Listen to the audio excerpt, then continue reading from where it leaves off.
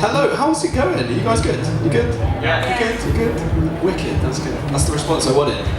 Okay, so this talk is called Veganism is Awesome, and it will make sense how and why as I go. My name is Berty Justice. I am a speaker, a video maker, a writer, and I've created this website for people as a resource to go to. So the facts that I'll be talking about today and the points are on my website. So if you want to, if I don't reveal them all, there's more on there. But it's basically there's like tips on like what things you can cook and vegan athletes and all sorts of other things like videos and stuff like that. As I said, my name's Berty. Justice, luckily enough for me, is my real surname. And yeah, I'll get to the next slide. So I just want to, by raising your hands, could you guys let me know what your diets are at the moment? So if you are a vegetarian, could you raise your hand now? Cool. If you are a meat eater, could you raise your hand now? Cool. And if you're a vegan, could you raise your hand now? Cool. Any that I've missed? Some of you might be pescatarian. No? Cool. Easy.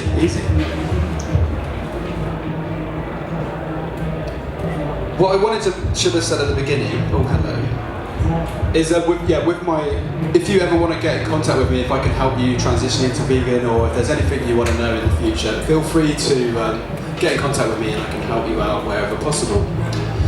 So, this is a guy called Pal Simeon. He is a YouTuber, and what he came up with this term is the trifecta. And what the trifecta means, it means triple. And please check him out on YouTube. He's really cool, really funny, and really interesting stuff he does. So the reason I said triple is because veganism is awesome. It's awesome for animal welfare, it's awesome for the environment, and it's awesome for human health. And so if you ever get into a discussion about veganism, and you're like, somebody brings up health, you can talk about health, that's great, but also talk about the environment, and also talk about the animal welfare, because they're all intertwined. Our food choices affect all of those three areas. I mentioned at the beginning I'm a bit of a writer, and every now and then these quotes come to me, so I've got a quote for you guys today. And it goes like this: everyone has a part to play in making the world a more compassionate place. Go vegan, then use your skills to promote a vegan lifestyle. I haven't always been a vegan. 10 years ago, I was not a vegan. And I used to love eating meat, and I used to make jokes about vegetarians and vegans. So I understand where the non-vegans, where non-vegan people come from. And what I tried to remember is to remind myself how I once was, so I don't get angry at other people for not turning vegan overnight, and accept that they're where they are at the moment. But you can give them information, you can give them support to kind of like go, did you realise this? Have you seen this? We can sort of like talk about it and discuss it a little bit further. So, I was a meat eater. I didn't really care about animals all that much. I knew about it, but I just didn't really care about it. And then this guy, this total random stranger, sold me this recipe book, and it was a vegetarian recipe book. But it was more than that. It was about ethics, it was about karma, it was about all the toxins that are in meat, it was about do we have a right to end the lives of animals? It was about how it's more economical to grow plants than it is to grow plants to feed to animals and then eat the animals, and more water, etc., etc. And loads of quotes as well that just started. I sat there one day and I was like, oh, the other really, really key point is the word slaughterhouse that was in the book, and it really got to me. It just made me really feel unhappy every time I started contemplating these slaughterhouses where animals were being killed every day. And there was that point when I realised that I didn't need to be a part of it, and I didn't need animal products to live healthily.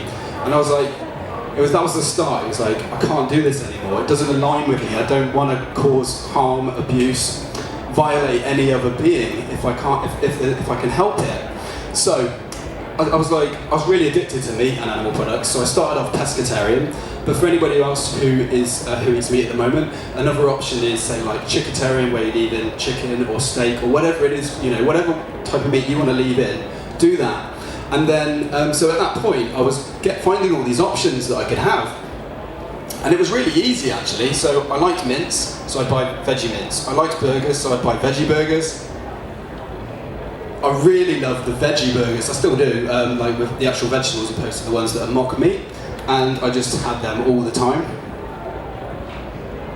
And nowadays we've got the technology that produces these cheese. For my taste buds, I'm like, there's not really much difference. And then when you start looking into where dairy comes from, it's kind of like a no-brainer to go for the plants, to go for the plant cheeses instead of the ones that have come from animals. And also the milks, there's so many options out there. You know, try the ones that work for you, and try the soy. If that doesn't work for you, try another one. For me, I like them all, but I understand that we're all different. Our taste buds are slightly different, so find the ones that resonate with you.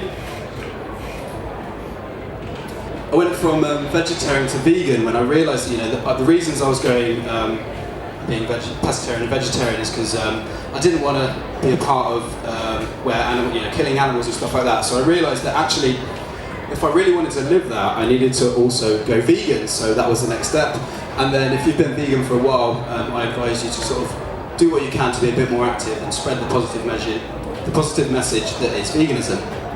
So the trifecta, that triple thing I was talking about, and the first one that I'm going to talk about is the environment. So this is the planet we live on. These are the resources that we're using. This is the seas that we are polluting. This is the animals that we are pulling out of the seas that may never be there again. And so the more I've looked into it, there's a huge body of evidence showing that we should just be growing plants. It's way more environmentally friendly to grow plants.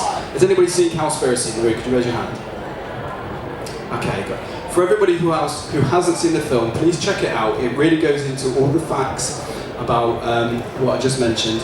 And also on their website is a cowspiracy.com/facts, reveals all the papers that they talk about in the film. So you're kind of like, oh, I was interested about how species extinction is linked to animal agriculture, or how animal agriculture is the biggest destroyer of the Amazon rainforest. You can have all the supporting evidence, so it's not just some guy saying it, it's actually backed up with facts and figures. So health, we want to be healthy humans, and that was one of the drivers. I didn't really mention it before, but I wanted to be healthy. I was like, I wonder if I go vegetarian, if I go vegan, I'll feel healthier. It sounded like I stood on somebody, sorry. So your health.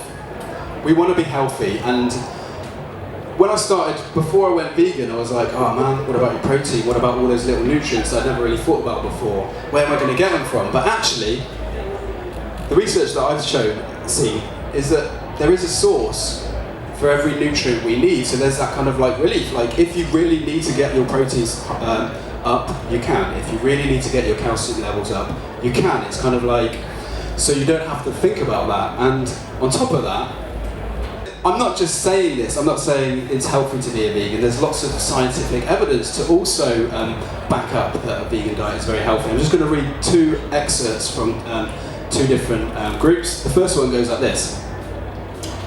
It is the position of the Academy of Nutrition and Dietetics that appropriate planned, vegetarian, including vegan diets are healthful, nutritionally adequate, and may provide health benefits for the prevention and treatment of certain diseases. So that group's from America. And the NHS say this about a vegan diet. With good planning and an understanding of what makes up a healthy, balanced vegan diet, you can get all the nutrients your body needs. So I do a lot of research into diet because I'm interested in what's going in my body. And what I found is that with a vegan lifestyle, it's naturally lower in saturated fat, contains no animal cholesterol, there's little or no chance of containing things like VCJD, which is the human form of BSE, Salmonella, swine flu, Campylobacter, MRSA. I could just list off all these over and over again. Please in your own time, look them up. There's this huge body of evidence showing that it's really, really horrible what's actually in animal products. And unfortunately, the people, some of my friends and family do still eat animal products, and I try and talk to them about it, but unfortunately what they're doing is, say it's a chicken, you've got potential of Campylobacter that they brought into the house. Yes, Campylobacter can be burnt off by cooking, but it's kind of doesn't make sense to bring that into your kitchen and then put it on the kitchen side with all that potential when you have all those other options that are there. So on top of those points, there are also lots of vegan doctors out there who promote a healthy vegan lifestyle. One of them is Dr. Michael Greger. Has anybody heard of Dr. Greger? Yeah, cool. So anybody who hasn't, please check out Dr. Michael Greger and nutritionfacts.org. Really informative and helpful videos and papers that he points out. In the UK, we have Viva. Do you guys see Viva, their store? So another arm of Viva, connected to they're an amazing charity. They're really passionate, really awesome people. Another side of their charity is health. They're based in Bristol, so it's a UK company. They're on their website is lots of health information, and also you can get in contact with them if you want to just find out a little bit more. They also do really informative talks they've got on YouTube, and they do around the country as well, so please check them out. My advice to vegans is to take a B12 supplement. It is also my advice to get a daily source of omega-3. The cheapest and easiest way I found is to have 2 tablespoons of ground flaxseed a day. And if you're female, my advice is to keep an eye on your iron levels. And what does that mean in reality? So I've just said a load of nutrients to you guys. But this is my breakfast that I have quite often, and this is my reality. So I've got oats, I've got spinach, and I've got ground flaxseed at the bottom. And I've got a B12 supplement that I just dropped in there. You can take it just without putting it in a smoothie. That's just the way I do it sometimes. But you can also get a weekly B12 supplement if you don't want to take it daily. And then that day I used hemp milk, which is actually also fortified. Do you guys know what fortified means? Okay, so for those that didn't, fortified means you get these extra nutrients added in. So that hemp milk had some extra calcium and some extra vitamin D. First meal of your day, all those nutrients that I talked about. So I use spinach sometimes, and I sometimes just use bananas, but that's what my taste buds say, that's awesome. It didn't always, at the start, I was like, why am I putting green stuff in this smoothie? It tastes a bit weird. Now I'm like, I only really want to put some green stuff in because it tastes amazing. But these are my taste buds, the stuff I talked about is what works for me. That might not necessarily resonate with you. Find what works with you and do that.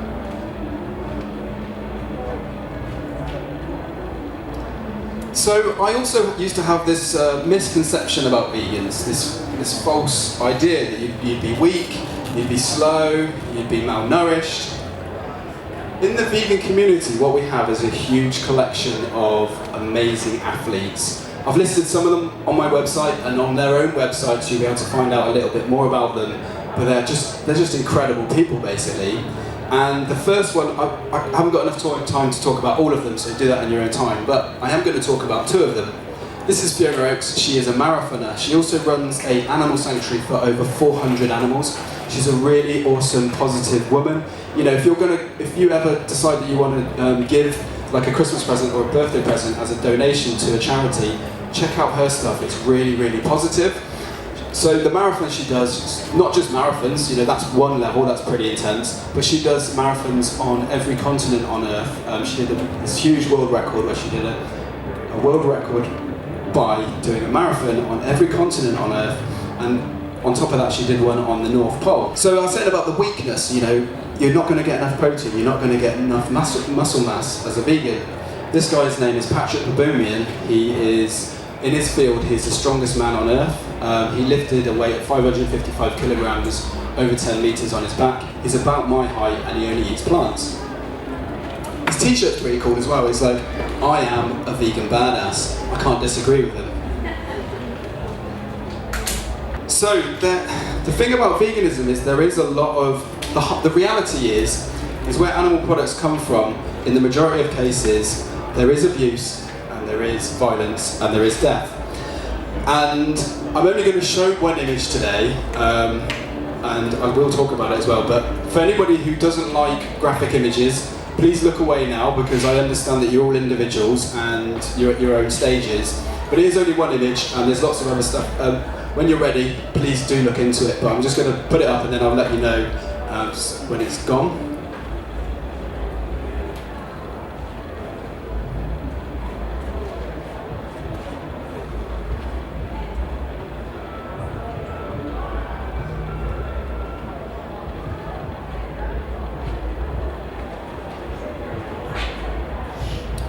so that's gone now.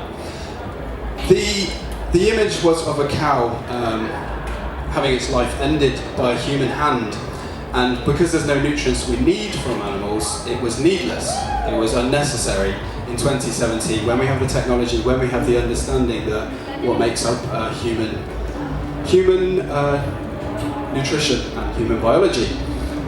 And for me, it's kind of like a big driver. So I was talking about a trifecta, and the one that kind of kicks me and gets me motivated and makes me do more and more is the animals, because I had pets when we were younger and I got sad.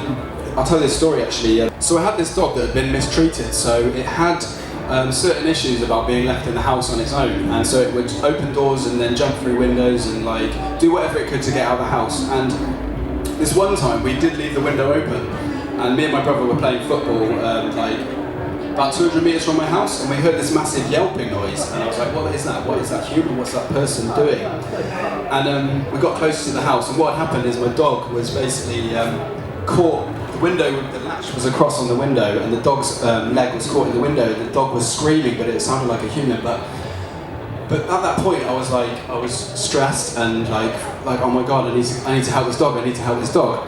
But that same day, the dog, it was okay. It did, it had a limp for a couple of weeks. But that same day, I was eating other animals that had that same ability to feel pain, that same emotions. It's kind of like it was when I look back retrospectively, it's kind of like I needed to spread that compassion and treat all animals the same, and that for me means not eating them. All their secretions, the things that come out of them. What I try to share with people is to have patience, because I haven't eaten meat for 8 years and I've been vegan for 5.5, and my family haven't changed, and all of my friends that I know haven't changed overnight, you know what I mean? So I sometimes get a bit frustrated. I'm like, why aren't they changing? I'm handing out leaflets, I'm giving talks, I will engage them as long as they need to, I'll show them all the videos and stuff like that, and why are they not changing? And what I've realised is that we're all kind of different, do you know what I mean? Like, it was the idea of slaughterhouses that kind of changed me. And it was those facts. I'm very facts-based. If you present me with some new information, I'll change my understanding on that new information. But not everyone's like me, and that's something I've got to accept. And so instead of getting angry at them and venting my frustrations on the world and my anger at what's going on in life on them because they're not vegan, I need to just accept that they're where they're at and play the long game with them, because hopefully they're logical people. You know what I mean? There's only so many times they can say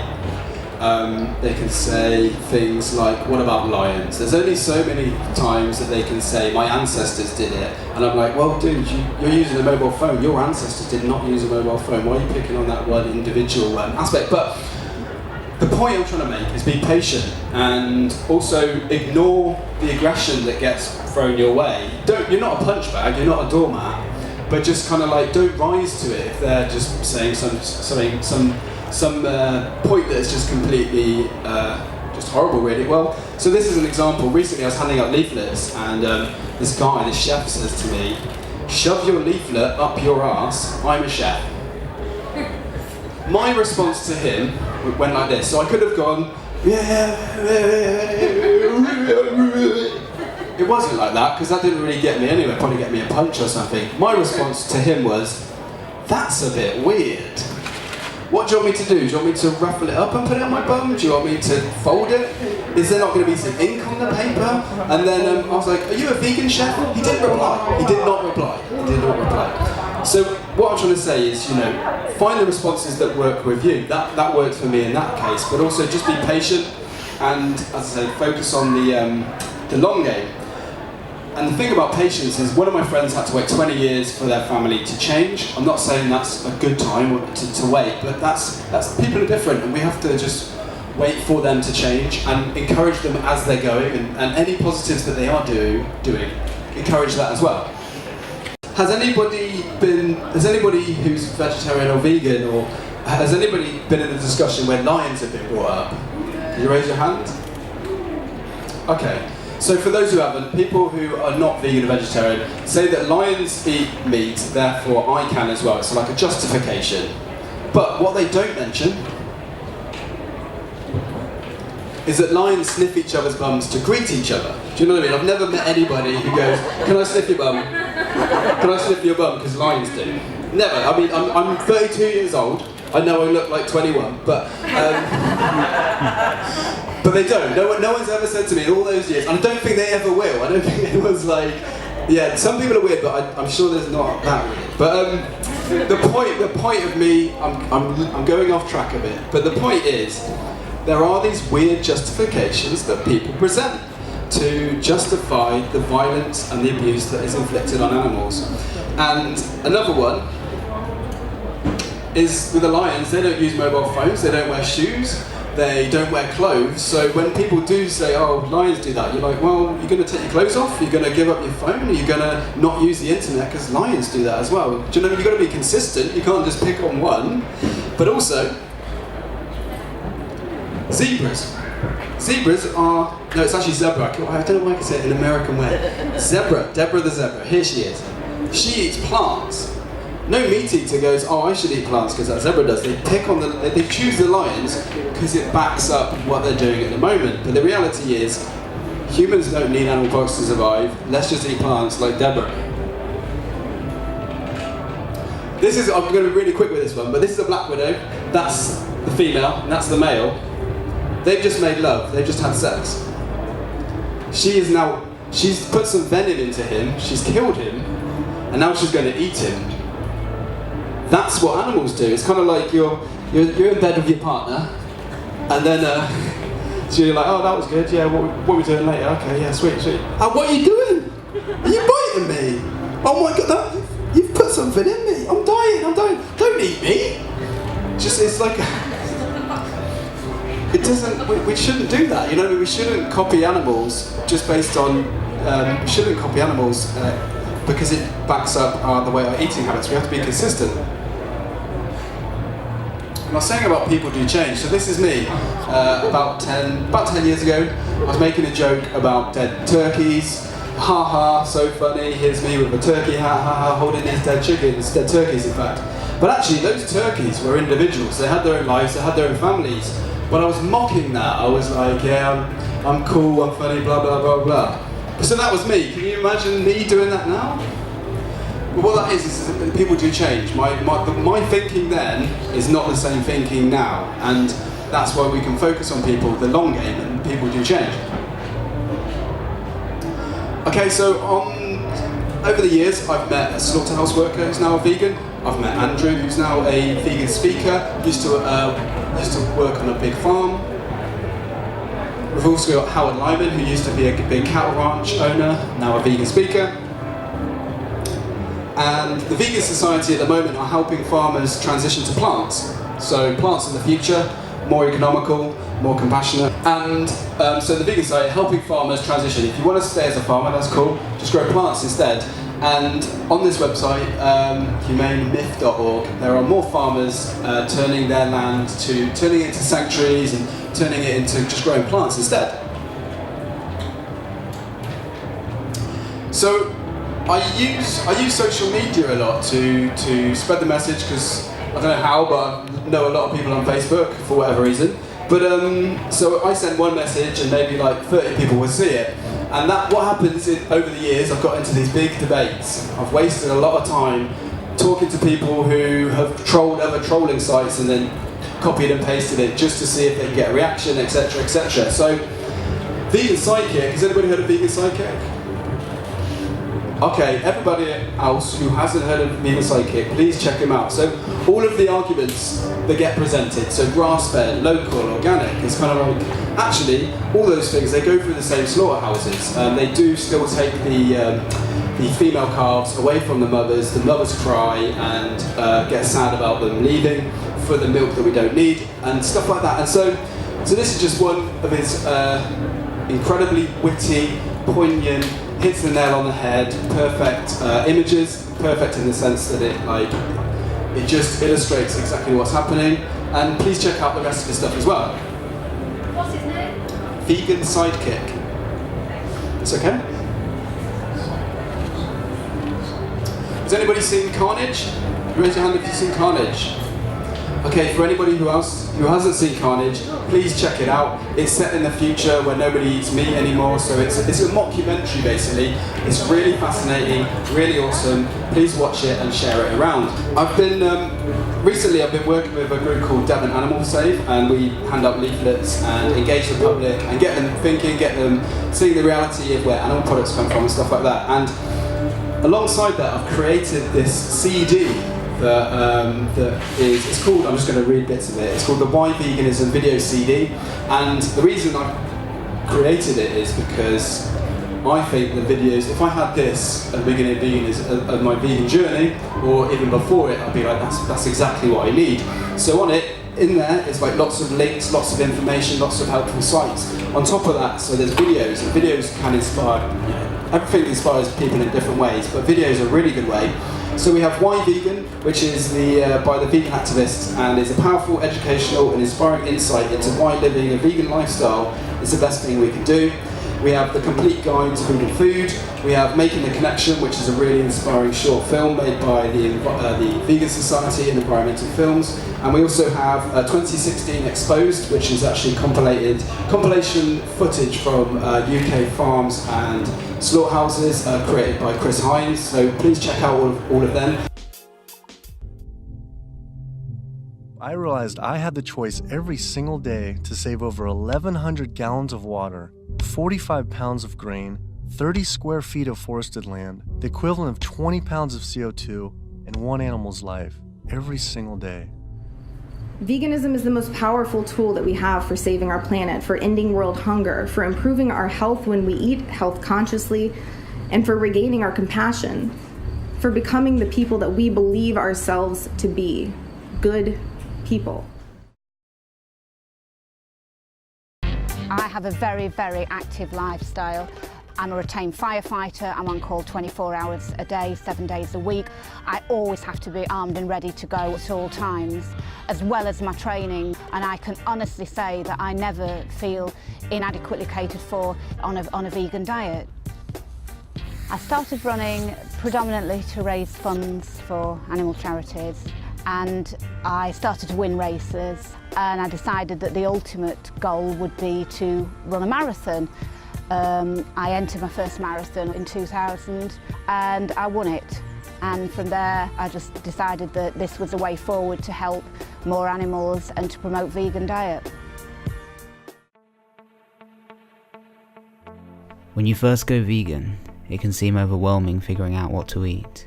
The idea of finding new recipes and checking labels appears daunting, but it's much easier than you'd think.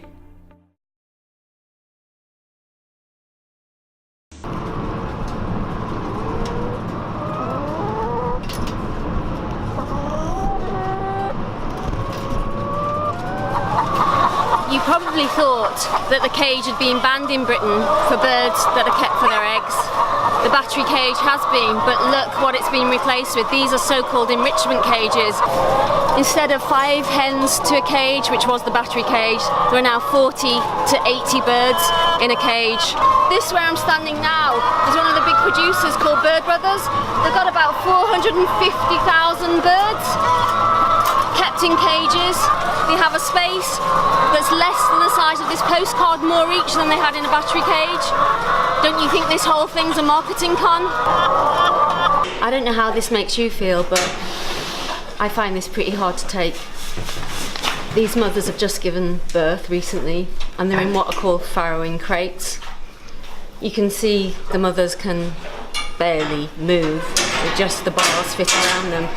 This mother's given birth to a piglet that's died. She was trying to nuzzle the dead piglet. She's called 503. Her other baby's dying.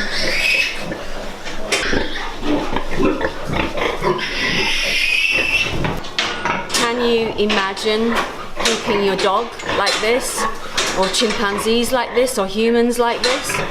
These animals are fiercely intelligent, beautiful, sociable creatures. I've also got this stack.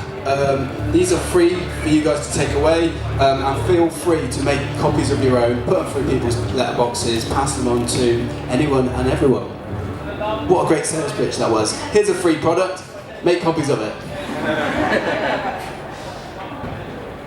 Vegbox, who's this guy? But I'm gonna do some noises, and I want you to guess what animal it is.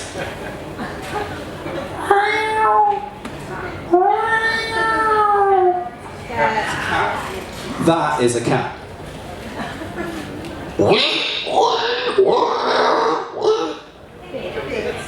It's a pig, yeah, sweet. You guys are good.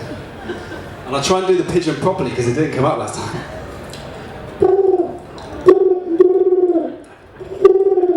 It's easy, there's just that. Let's cover that up. What was that one? Oh wow, you guys are really smart. No, I'm joking. So yeah, I've sort of taught myself to beatbox because I do it in the shower, I do it when I'm washing up. My neighbours complain, they're like, why is there a pigeon caught between our flats? I'm like, no, that's just me. But yeah, so I enjoy it, and why I do it is because lots of information gets put into audiences in talks, and we're not all going to take everything on board. So I thought, why not just throw in something? They're like, oh, that talk was okay. Oh, he was a beatboxing vegan, and he said this other thing as well, and it will stick in your brain, hopefully. But anyway, so as I said, I've taught myself to beatbox, and I'm going to stand over here and do it. One second. I just need to pull up the next slide. So this is Tetris. Did anybody play Tetris when they were younger? Got a few nods, got a few raises of hands. Okay. So for those that didn't, Tetris has this really repetitive song that is in the background. Really great game.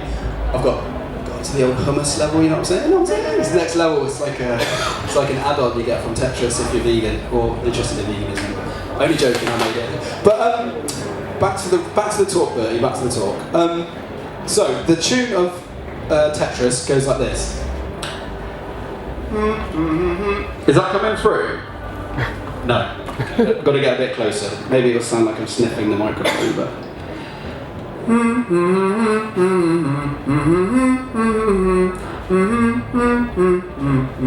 And it repeats and it repeats. There is a bit more, but it repeats and repeats and repeats. So I've made my own version of it. That's a bit loud, isn't it? I'll try and make it so it's not too loud.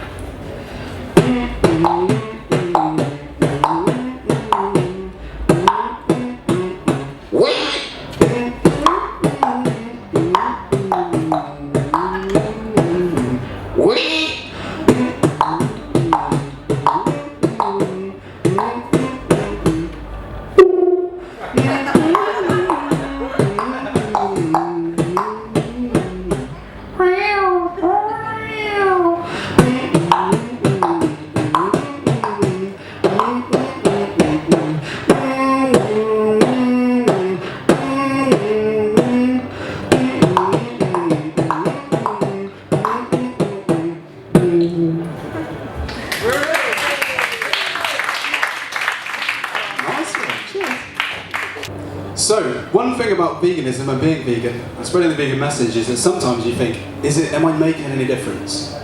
Am I giving a talk to vegans and non-vegans? Is that going to make any difference? I put on a night of vegan food. Is that going to make any difference? Hand out leaflets in town. Is that going to make any difference? Put things through people's letterboxes, those CDs, hopefully. Is it going to make any difference? One thing I definitely do know is that each vegan does make a difference.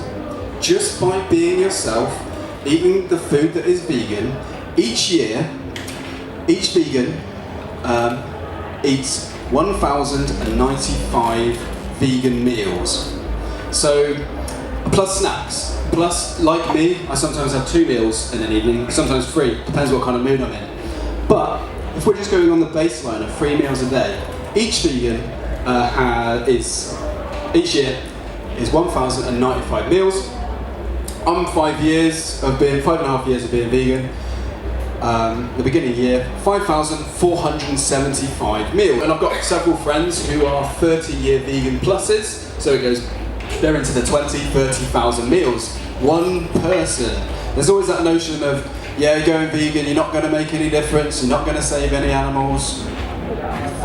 1,095 meals a year. What if you just persuade one person to go vegetarian? They're consuming less and less and less. Oh, also, I'm really lucky that I get to come to great festivals like this, where people put lots of time and energy into organising and arranging bands, and like they're all behind the scenes. We just get to taste the food and see the bands, but they're putting all this amazing effort in. But the point, on top of that, I get really humbled when a total stranger gets my number from somebody else out of the blue and goes, pull out my phone, and it's like, this isn't actually the message, but it's on the old phone. It probably is. It's on my old phone. But anyway, the point is, some person who I don't know, just a complete stranger, came to the talk, still humbled to this day. They're like, I'm going vegan tomorrow because some of the stuff you said in my talk resonated with me. I'm like, that's really cool. I say some words, you go vegan. That's amazing. And me, do you know what I mean? I'm not that great. Do you know what I mean? Look, I'm just some guy with brown hair, bit of grey. Don't look at that. Don't look at that. But the point is, I'm just some guy. I'm just some guy with a mouth and an ability to say words that can change people. So there's other people out in the world who are way more talented than me, way more charismatic, way more etc. etc. Just imagine what they can do by using their skills to pass on the vegan message. So wherever you are today on those stepping stones, I want you to look at the next step and ask yourselves why you're not there. If you need any help to get to that next step, you want some ideas about food, you want anything, give me a shout. I've got all the time in the world for people. If you want to add me on Facebook, if you want to Skype me, if you want to send me an email, don't send me an email because my email is rubbish. Add me on Facebook, or I can give you my Skype. Or you can have my telephone number, you can ring you, and you're like, oh, how do I make that dal curry? Oh, just go to viva.org, type in Viva Recipe Club, which is the veganrecipeclub.org, and type in dal recipe.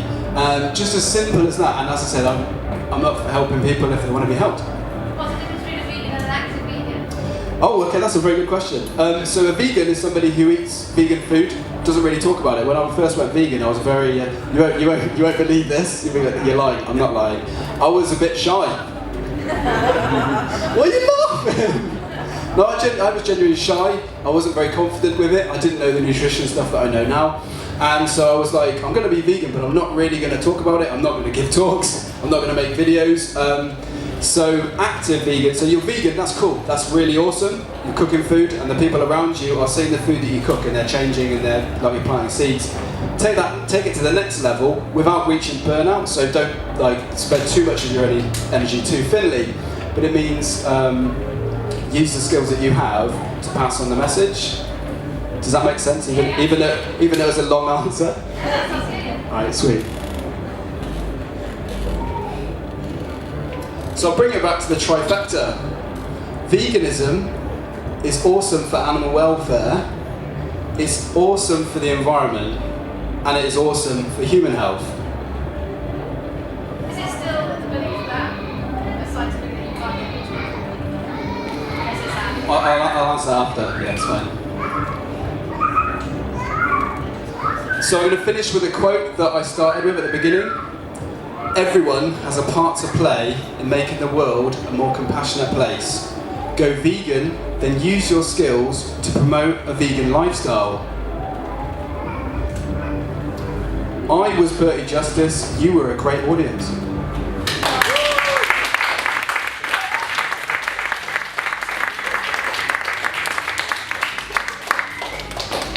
Nice one, cheers. Okay, so the first question was, you said about B12. So my understanding is that B12 used to be in water and used to be in soil, but because we live in such a domesticated and bleached world, that's gone. And so you can get it in fortified products, and you can, I take a supplement because I don't personally have many of the mock products and the stuff that's fortified, so I just take a B12 supplement each day. Does anybody have any other questions? Awesome. Here are some free CDs for those that would like them. Have a lovely life. See you in a bit.